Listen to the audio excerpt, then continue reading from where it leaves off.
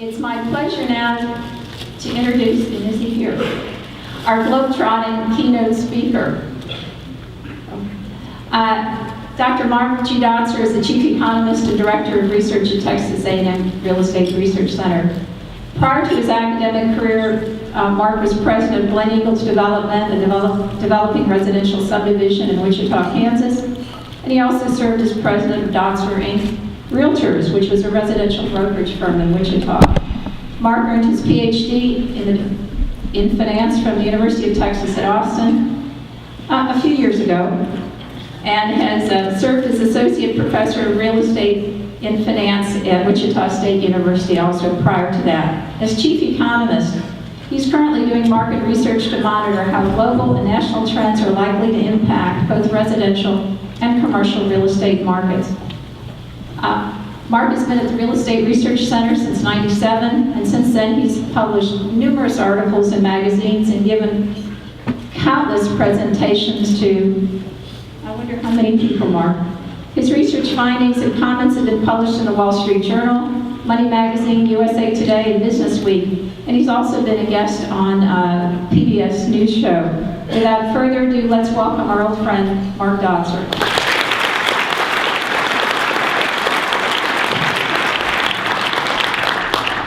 Mic check here. Does this work? And y'all back there in that corner, way back in the back, can you hear okay? Great, thank you very much.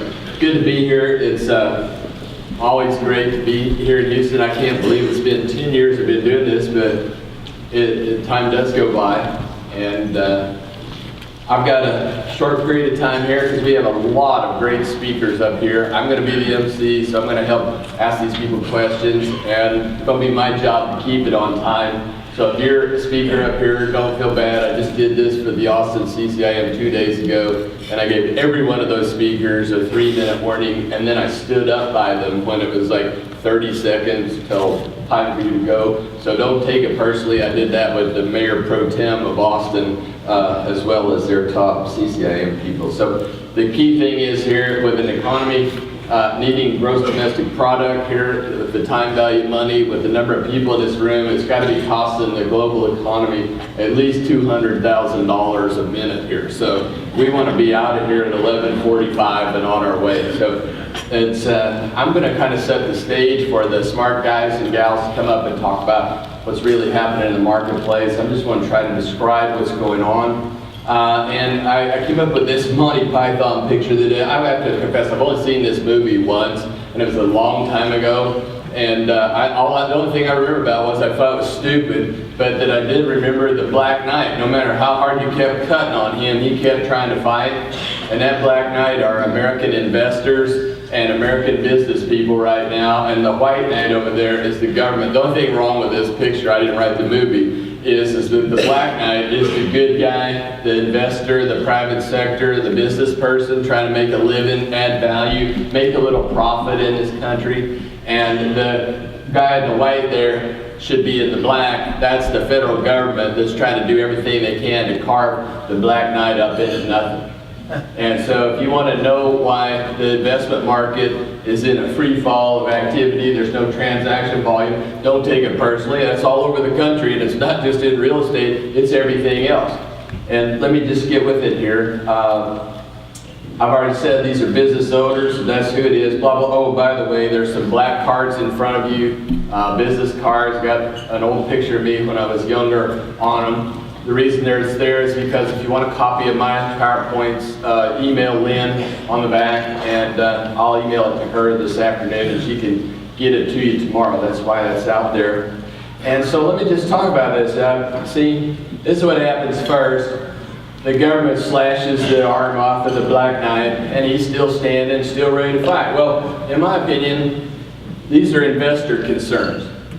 And this has been going on since I was here with a Chamber of Commerce meeting in January of 2008. That's when I first became aware of just how serious this problem was, because business people right here in Houston, Texas, when we were generating the most all the jobs in America right here in this town, were telling me it's the worst furniture market, it's the worst clothing market I've seen since 1991. I thought, holy cow, what's going on? Well, here's what happens.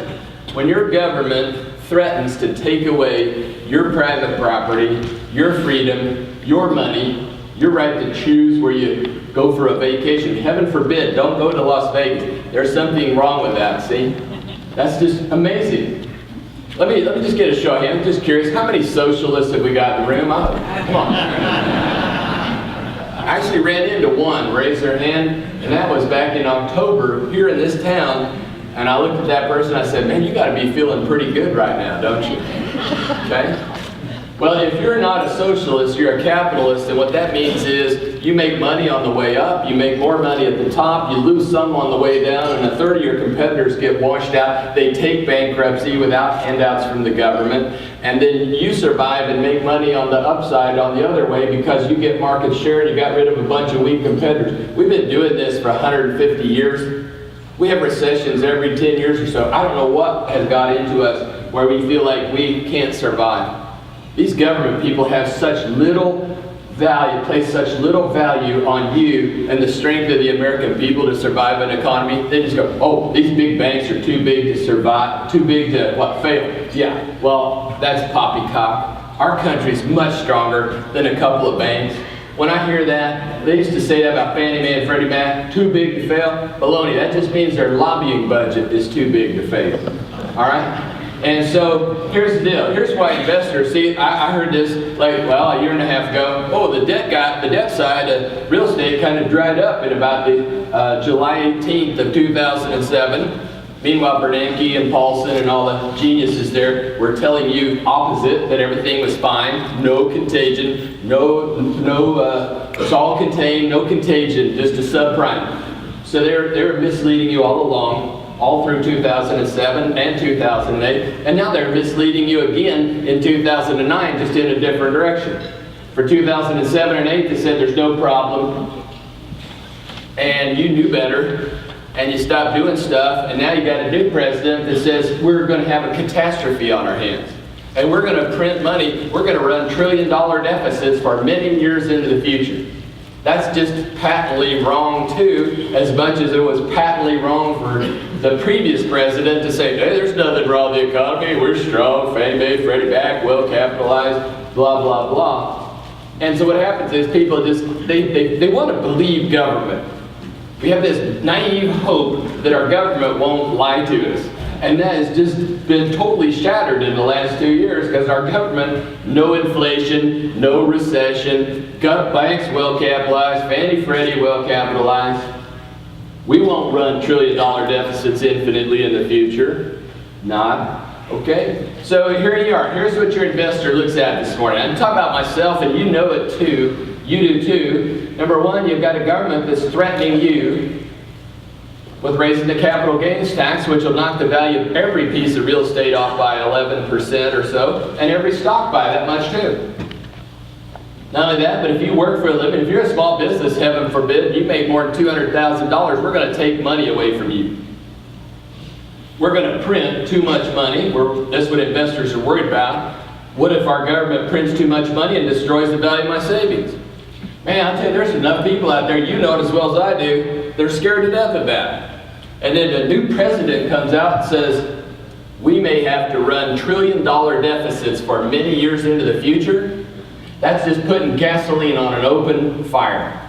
All those people out there that have been scared to death about that very thing, and then here's your worst nightmare. Your president comes out and says exactly what you were scared of, is that this country will print money until there's no tomorrow. Government picks winners, government picks losers. Somehow Citibank's still winning, other banks have faded. Las Vegas is a loser. Las Vegas didn't do anything wrong other than some bank decided they were going to have a convention out there. And the president comes out and says, that's just not right to go to Las Vegas. Well, I got news for you. There are thousands of people that work for a living in Las Vegas that are trying to pay their bills and put their kids through school with people that come there for a convention. And so the president just picked